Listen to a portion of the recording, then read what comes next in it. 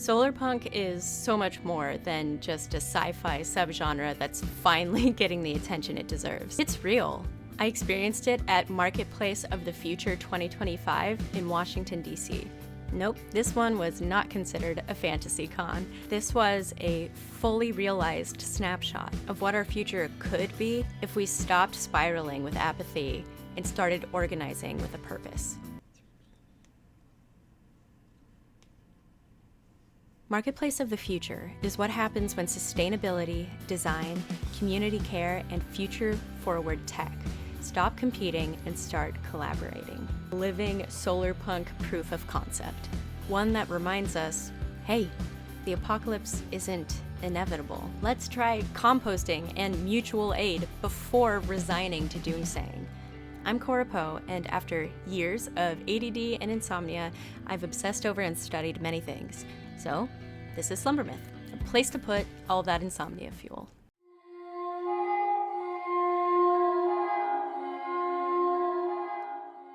Let's talk about what I saw.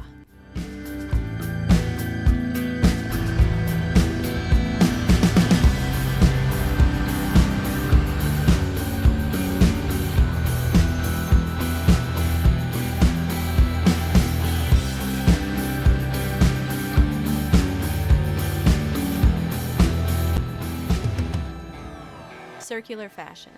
Actual, wearable, adorable clothing made from recycled materials or reused cloth. And it didn't look like a beige guilt trip either. These items were functional, bold, and beautiful.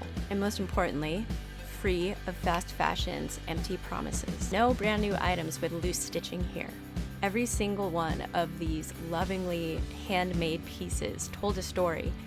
And that story, for none of them, was, I was $8.99 and ruined a river. I've briefly talked about fast fashion on my channel before, and it is 100% valid to need to buy items that are fast fashion because that's what you can afford. You as a person should not feel guilty about having a hard time affording sustainable clothes. That is not your fault. That is an issue with the system as a whole. So I'm not judging you. I own fast fashion things. I am not a wealthy woman, but we do need to start looking for sustainable solutions and at least cut back on the waste. Urban farming installations. They were everywhere. Representatives of gardens that are on rooftops or solar irrigation systems had little booths everywhere. I'm now inspired to grow a mushroom tower in my house so that it seems like my own home is the set of a Studio Ghibli movie.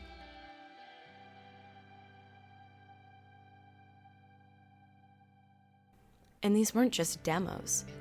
They were blueprints for decentralizing food production in real time. This event wasn't just a pop-up full of good intentions. It was hope on display. Art, music, skill sharing, storytelling, collective joy. Workshops on climate resilience, post-capitalist economies, indigenous ecological wisdom, and a ton of sustainable, delicious food samples. Oh yeah, and excellent live jazz throughout the whole thing. My dear childhood friend Amanda and her amazing wife CY invited me to this event, and I was so glad that I went. If anything, I was so proud to know the artists behind the interactive sculpture that they were there to display. Hello, welcome. This is a Life in a Plastic Ocean, and it talks about not only plastic pollution in the oceans as well as coral bleaching. And so we did this interactive piece where you can take an average piece of plastic and add it to the installation. And so you pick a place, wherever feels good. And then you are essentially showing the problem where we all create plastic every day, you know, we use it, like this is no fault of our own, but as an average user, we consume plastic, and then where does it go? It goes into the oceans, not because of us, but because recycling is not really the solution to this problem. So we wanted to show how plastic goes into the ocean, and we're talking about how the corals are being bleached, and just visually, it's crazy, you know, you're immersed into it, and that's how we want people to create change. But don't worry, you're sad. we get it, we're sad, and we don't want you to be too sad. So we did create some resources about what you can do, how you can find more information, learn more, so it's a little educational, a little interactive, and then you're sad and know what to do. I hate them so much. We are the sad turtles. I didn't know that salt water makes it absorb more of the plastic particles. Yeah. So it just like poisons more efficiently. Yeah. Great.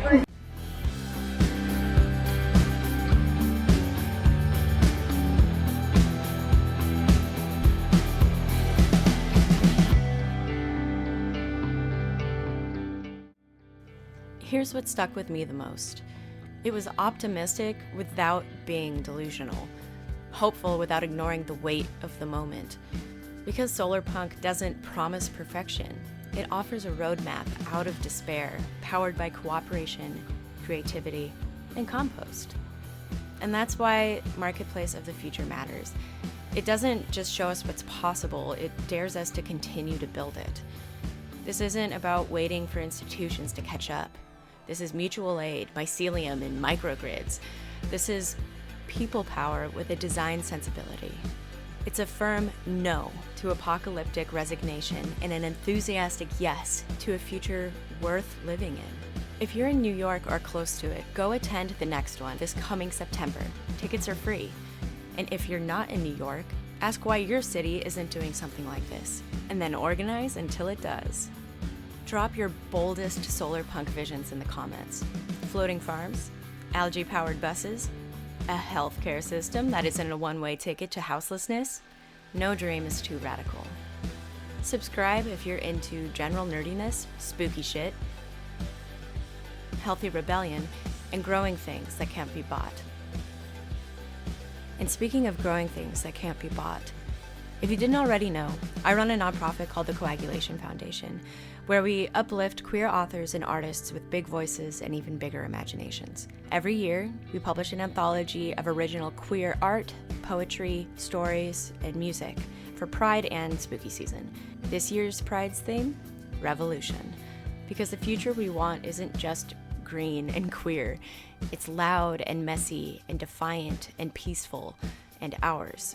My dear friends Amanda and CY are the creative minds behind that incredible interactive sculpture at the Marketplace. And they are what we lovingly call repeat offenders, veteran contributors whose work always leaves an impact and whose artistry continues to shape how we imagine queer futures together.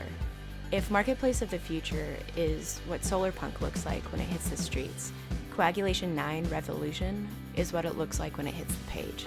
You can grab your copy, support emerging artists, and secure your place on the correct side of history by following the links below in the description. Thanks for listening, my little sleepwalkers. I'll be over here convincing my landlord to let me install a rooftop solar garden and mushroom wall. Stay hopeful, and as always, happy nightmares!